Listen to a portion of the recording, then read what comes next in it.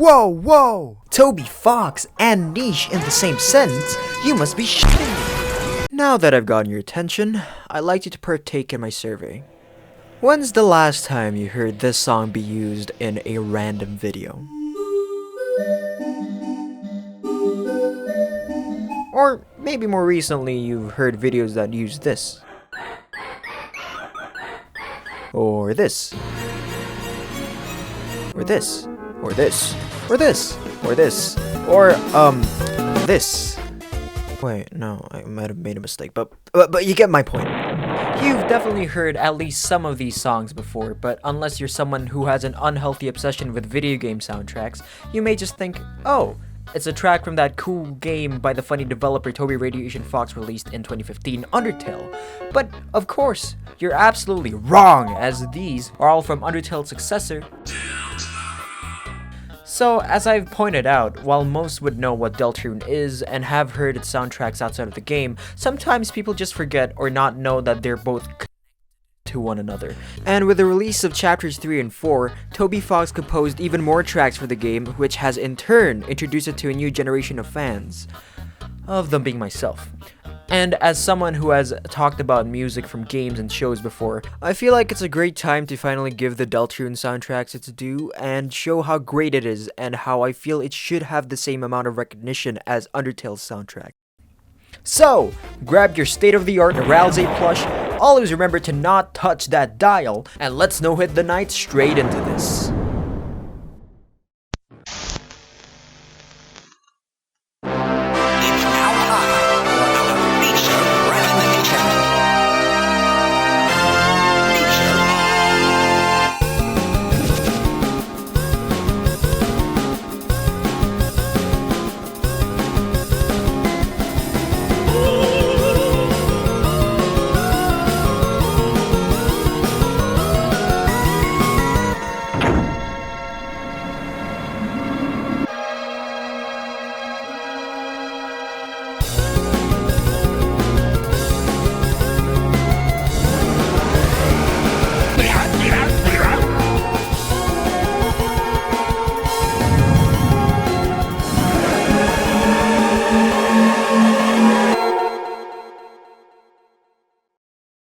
Howdy, it's me again. Continuing from the intro, Deltarune's OST really captivated me in a way not many video game soundtracks do. Hell, I'd even compare it to the original Minecraft soundtrack by C418. Of course, the purpose of this video is merely a way for me to hopefully make you appreciate Toby Fox's development as a composer, because as much as people love Undertale and the tracks that came with it, I'm not really a big fan of them. This guy sucks! Not to say that they're bad, but you can see how much Toby Fox has grown as a musician in the past 10 years throughout the development of Deltarune, and in my humble opinion, the tracks in the so-called parallel story to Undertale are just better. But before we get into all of that, I want to talk briefly about... It's well known that Toby uses FL Studio as his main DAW to produce his music, and outside of using VSTs or plugins, he often utilizes sound fonts from other games such as Earthbound, a game he's admitted many times to being a big fan of. These sound fonts are sampled by Toby to create songs like...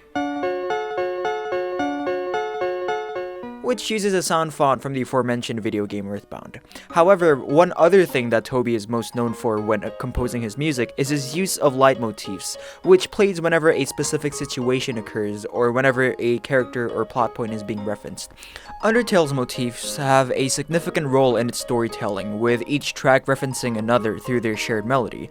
While these motifs are prevalent throughout the soundtrack of Undertale, it plays an even bigger role in Deltarune's story. So without further ado, let's finally talk about Deltarune's soundtrack chronologically, starting from...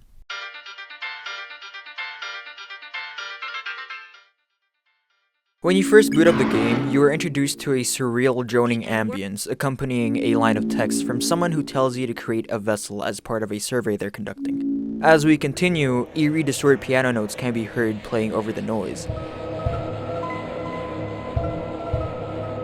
playing a melody that resembles a hidden track from Undertale.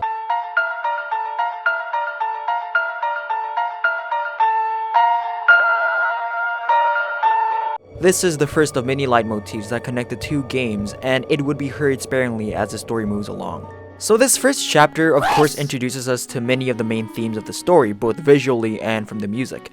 We hear the motif that many would consider to be the game's main theme when Chris is being driven to school by Toriel.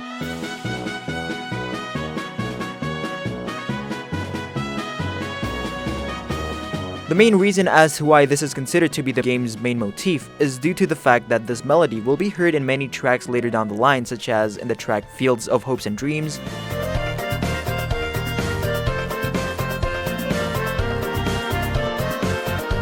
or even in the chapter's end credits, Don't Forget.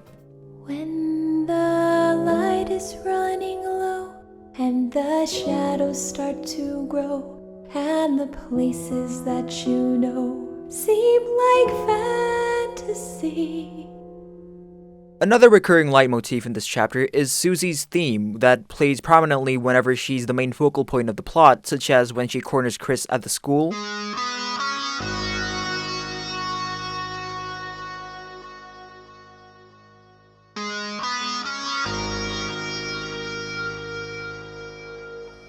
and during the fight between her and Lancer, with the latter featuring a metal backing track to signify the storm of emotions she's feeling from Lancer's betrayal, with a separate guitar riff acting as the rhythm to the melody.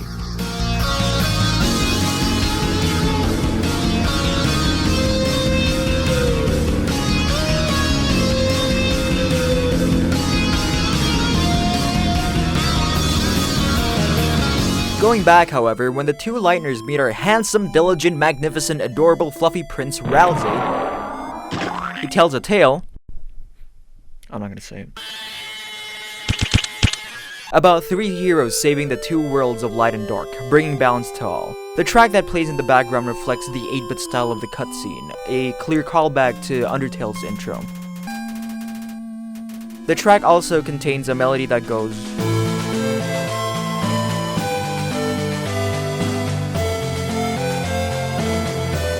which is also a melody that is believed to be Ralsei's leitmotif, as he could hum this tune in battle.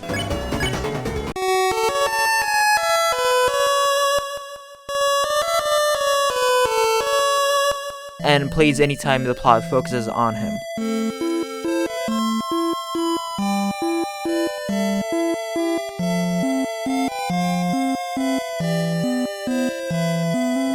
If you decide to enter the basement of the castle, you'd be met with an ominous quest to free whoever's inside, with a peculiar melody playing in the back.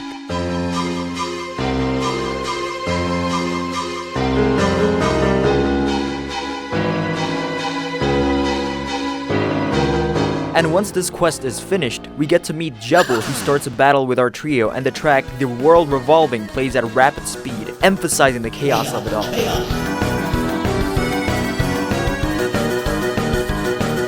However, that melody from earlier plays again.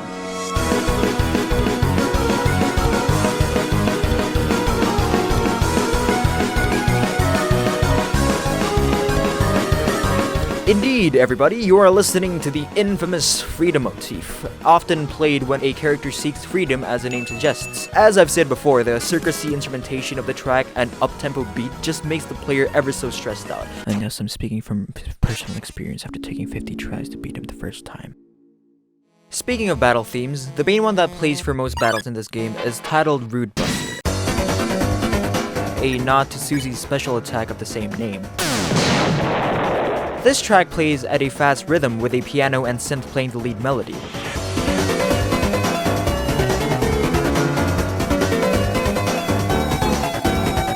While it isn't all too similar to Undertale's battle theme,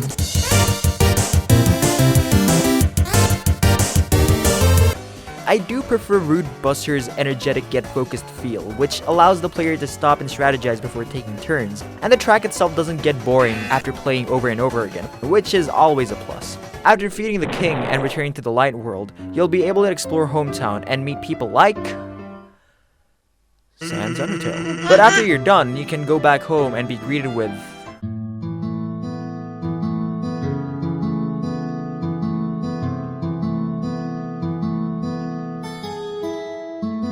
sure feels like home, huh? If you're still clueless on what this is, it's a new version of Undertale's Home with a similar yet different instrumentation, especially with the added clarinet in the melody.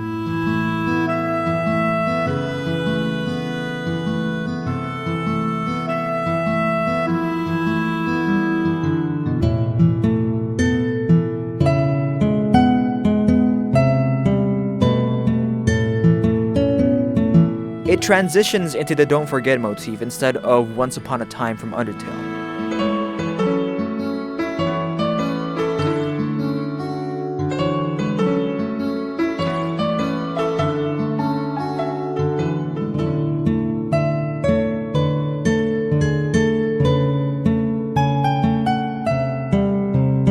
And if you decide to finally go to bed, we of course witnessed the cliffhanger that took people by surprise. And that's the end of chapter 1. As I've said earlier, this chapter being the first one introduces us to many of the main themes of the story. There are a lot of returning motifs from Undertale to perhaps signify that Deltarune's story is a direct parallel to the former, or maybe it's just fan service to the returning Undertale fans, who knows. Additionally, Deltarune introduced us to new leitmotifs and themes that would play an ever more important role in future chapters. So since we've already gone through most of the main motifs for now, let's just move on over to... This second chapter offers a lot in terms of everything. It's longer, it's stacked with new characters, and of course, it has an abundance of new tracks, and with new tracks, we get new lore. So after a pretty uneventful start to the story, Noel nearly catches Chris and Susie going back into the dark world, and a new track plays while these two have an awkward conversation, titled Girl Next Door. This track, outside of referencing the fact that Noelle is literally the girl next door to Chris, is sort of like her own theme, but pay attention to this part.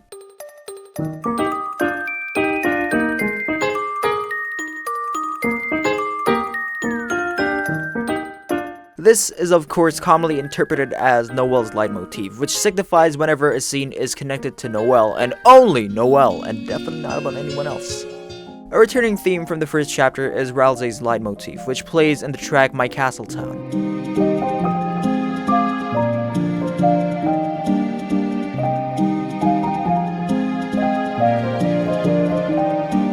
A track that Toby had previously teased prior to the release of the chapter.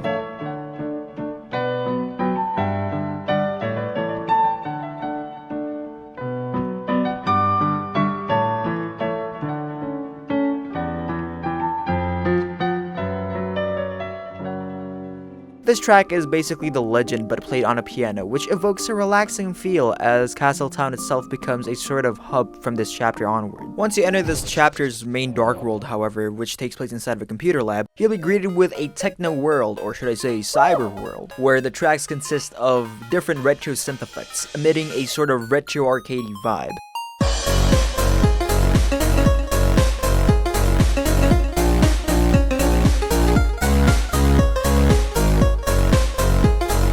Even in later tracks like Welcome to the City, it still maintains a similar feel as the earlier up-tempo tracks.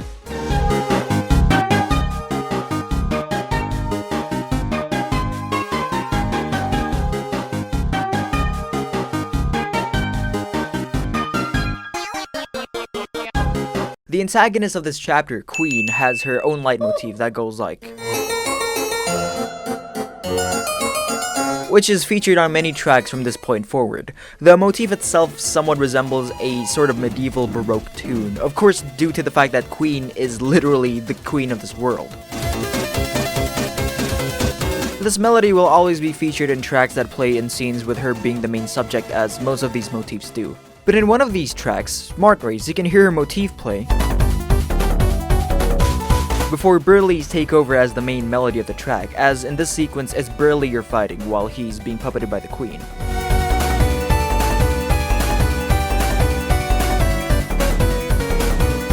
Of course, Burley has his own tracks with this whole motif, but in the actual OST track listing, there's a rejected track for him that goes like,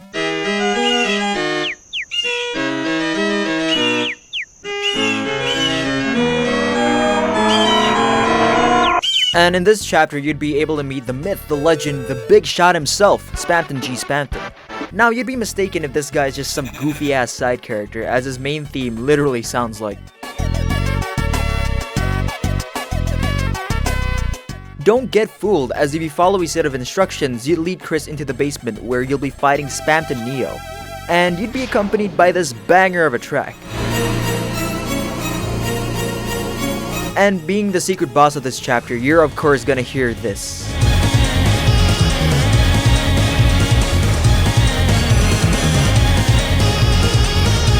And similar to Jebel from the last chapter, Spamton yearns for freedom, hence the motif. Moreover, if you pay attention to his melody, it sounds quite messy and even sounds like different tracks stitched together unceremoniously, creating a chaotic adrenaline-fueled track, which reflects the whole vibe of his boss fight. Now let's get back to the beginning of this chapter, Noel's leitmotif. Well, I lied, because the common interpretation of this tune is actually the Lost Girl motif, referring to the track Lost Girl. This track doesn't only play when the scene focuses on Noelle, but also whenever her missing sister is mentioned, December. Hence allowing many to interpret Des as the lost girl, lost deep in the game's code. Definitely one of the more important motifs in my book. But another thing I should tell you are the alternate versions of tracks that play when you're on the weird route, which is basically the Deltarune equivalent of the genocide route in Undertale. This route features slowed and less upbeat versions of the Cyber City tunes, which make your playthrough of freezing enemies all the more eerie. Even the Burly fight, the one where Noelle does this, has a more serious sounding track playing, just drums and bass, since by this point, no one's f***ing around. And yeah, that's chapter 2. This chapter introduces us to many new themes and motifs, while others make their return. The whole cyber feel of this chapter with baroque undertones is really refreshing, and most of these are really entertaining to listen to. On the other hand, there are more serious tracks that help the narrative tell the deep underlying story that wouldn't hit as hard without them. While these tracks are amazing for what they are, some of these tunes play an even bigger role in the future. And speaking of which, let's just go and talk about... Without skipping a beat, the chapter starts off in the Dark World. While the previous one was filled with techno-y baroque themes, this chapter goes back in time a little to the golden age of television game shows, together with classic 1980s NES-style tunes and just certified hood classic. This and the next chapter's OST, which are bundled anyways, are probably the peak of what Toby Fox is capable of composing so far. The game show vibe is readily apparent once we meet with everyone's favorite host, Mr. Antenna. And can I say that these tracks really pump you up for the mini games the CRT has in store for our main trio?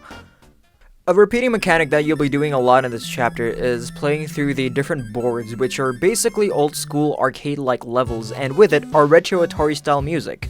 They all serve their purposes well, but it's until you start playing the Forbidden Sword route is when things take a turn.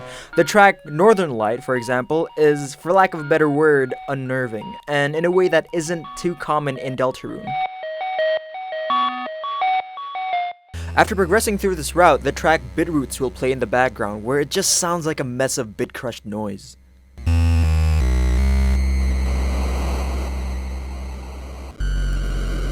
This series of ominous turns end with the chapter's secret boss fight against Iram, and the battle theme that plays has a similar rhythm to another track in this chapter, but I'm getting ahead of myself here.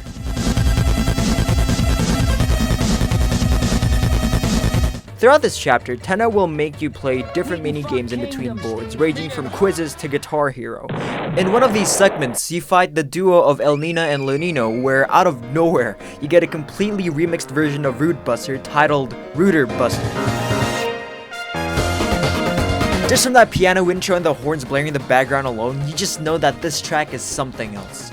My personal favorite part is when the horns and synths from the original track layer on one another for the main triumphant note. And on a side note, there's the track Vapor Buster, which is mostly the OG track slowed down.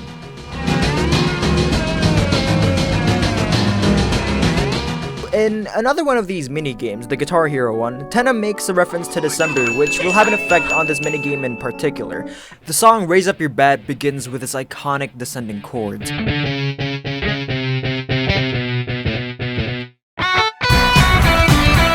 I bloody love this song, and all it lacks are vocals, but the covers do them justice anyways.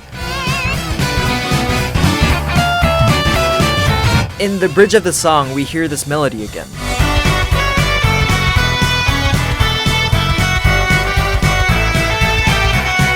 And as I've said earlier, this is due to the connection Des has with the guitar, according to Tenna. You're then able to leave to explore the studios to try and save Toriel, but throughout your ventures, the track that plays has this house feel in the beginning with that piano riff. The the track kinda sounds like something off of Undertale, specifically segments with Metaton.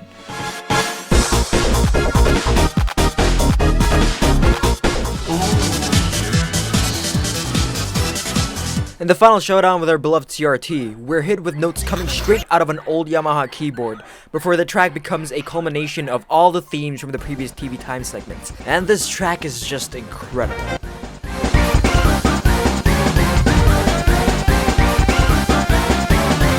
As a subtle callback to the last chapter, specifically Spamton Neo's boss fight, their melodies kinda sound similar.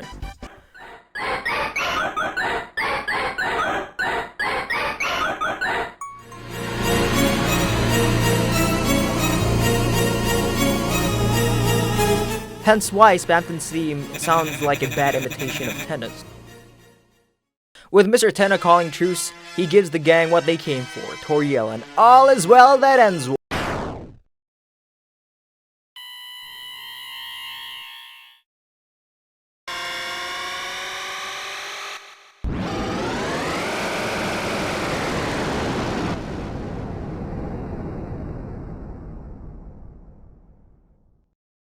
Black Knife. The track that plays here is a lot more foreboding than in prior boss fights, as this is where you know shit gets real. The noise of ominous droning creates a tense atmosphere, and the fast rhythm of drums mirror those of the Iram boss fight. The only melody that plays here is one that plays whenever a dark fountain is opened, often referred to as the door motif.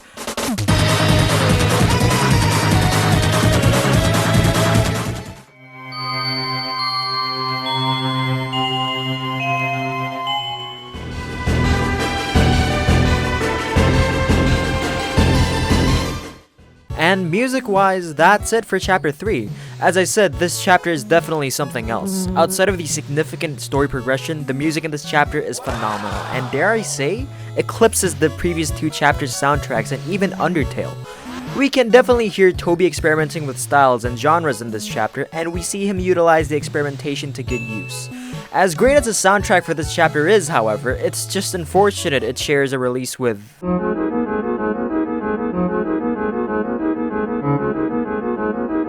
Oh boy, Chapter 4. What more can I say?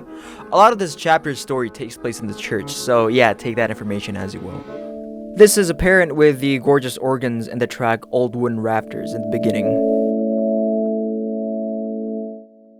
As we move further into Noelle's house, Chris wants us to f**k off so we won't know their secrets with the evil found opener group chat, and if you go through the vents to the kitchen, you'll see Chris walk up to the piano in the room and start playing tracks that aren't officially included in the OST.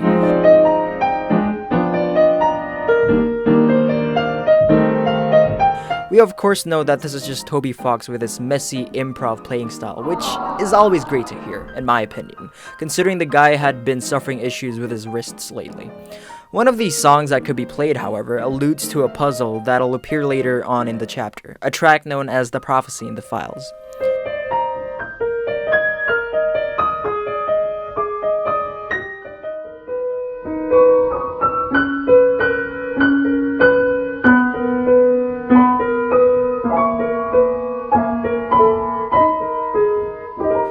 After the night opens another dark fountain in the church, Susie, Rousey, and Chris walk through the halls of this cathedral, and the track Dark Sanctuary plays, with its arpeggio continuously flowing throughout the entirety of the song.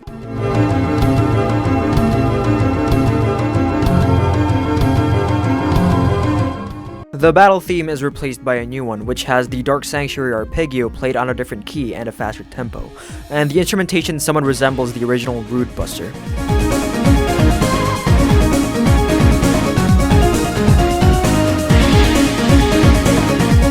In this chapter, you're joined by the spirit of Gerson Boom, whose tunes resemble those of a wise old man running a library. It has that Viking medieval vibe, which is unique to say the least. His main motif shows up in the track Wise Words, as Gerson becomes some sort of mentor to Susie. His theme is then further fleshed out in the track Hammer of Justice, where Susie and Gerson have a duel, and this track just fits the atmosphere incredibly well, like a teacher teaching his apprentice.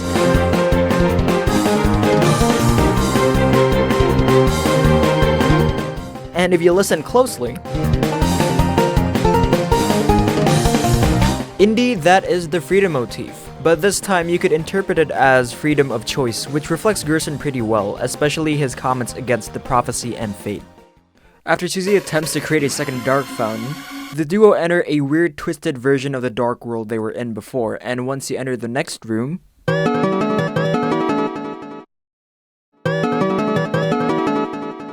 this track is known as the Second Sanctuary. This is when you will see, or more appropriately, hear Toby Fox's genius as the track starts on 9/4 time. Like, who the hell even plays music in that time?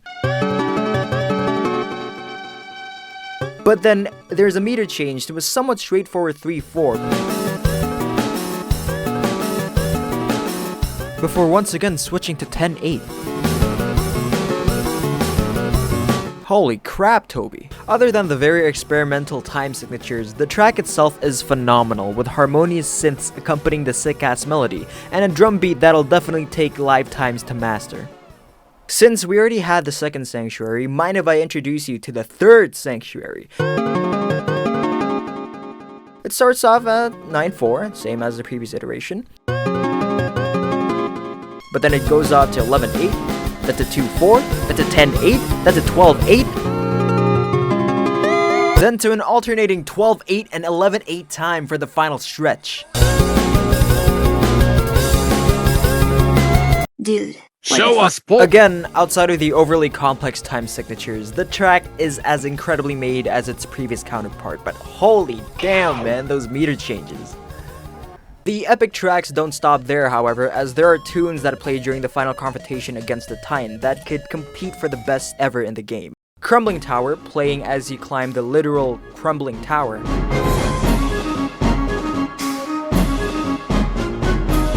Is then followed by the even more tense track Spawn.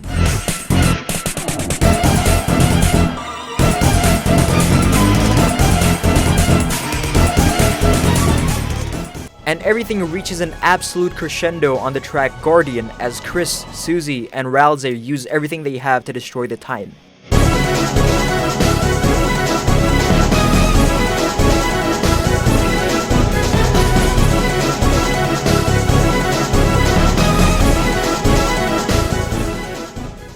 Once that's done, after a series of interesting events, Chris and Suzy go back home, soundtracked by the sounds of ticking and water droplets.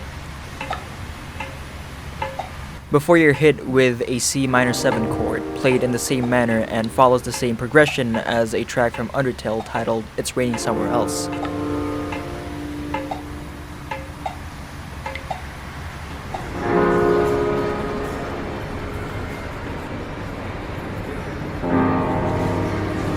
Even though the progression's the same, this somber track plays a different melody like how the track Home was recreated for the purpose of Deltarune.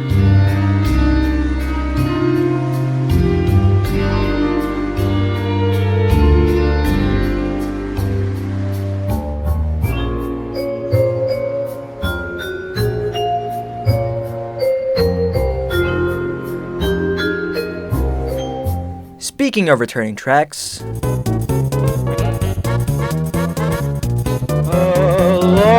and that's all for Chapter 4. Outside of the more plot-relevant tracks I've mentioned, there are some great ones that I haven't. So let me go through a lightning round of the other notable tracks from the game. The smooth, jazzy track Hip Shop is featured in Rules Cards Chapter 1 Shop, and a version of it with the same leitmotif and style is featured in Chapter 3's Green Room.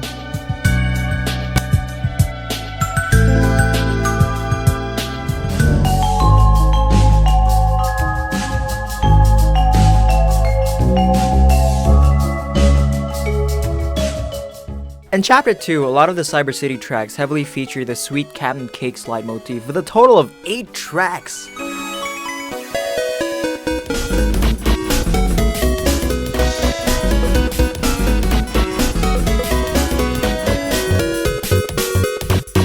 In Chapter 4, if you're able to enter the code to Mike's room at Castletown, you'll face 3 versions of him in a relatively fun side boss, which is accompanied by an equally fun upbeat series of tracks, including the swingy cat swing, and the incredible airwaves. And for some reason, this track has the freedom motif.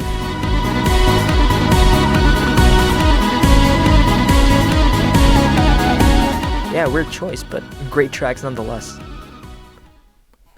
I'm aware that I've spent most of this video only scratching the surface of what a lot of these tracks mean on a deeper level. The bajillion theories created in trying to figure out why characters have the freedom motif, the importance of Lost Girl in relation to the narrative, and my personal favorite, the fact that some tracks are written in all caps on the track list. And I gotta say, that's very, very interesting. So to answer the question, is Deltarune's OST underappreciated? No, I don't think so. It's more so the fact that I haven't seen the game's soundtrack be praised as much as what came before. And with this video, I hope that I've successfully convinced you as to why I think these compositions by Toby Fox are one of a kind and further cements his name as a great composer of video game soundtracks, creating timeless classics. And hell, we've still yet to see what he has to offer for the rest of Deltarune, so who knows where he'll go from here. Hey, if you enjoyed this video, then perhaps you could give it a like, and you could even subscribe to keep up with my horrible upload schedule, and comment down below what your favorite track from the OST is. I guess that'll be it for this December holiday, and so I hope you have a great new year. Until next time.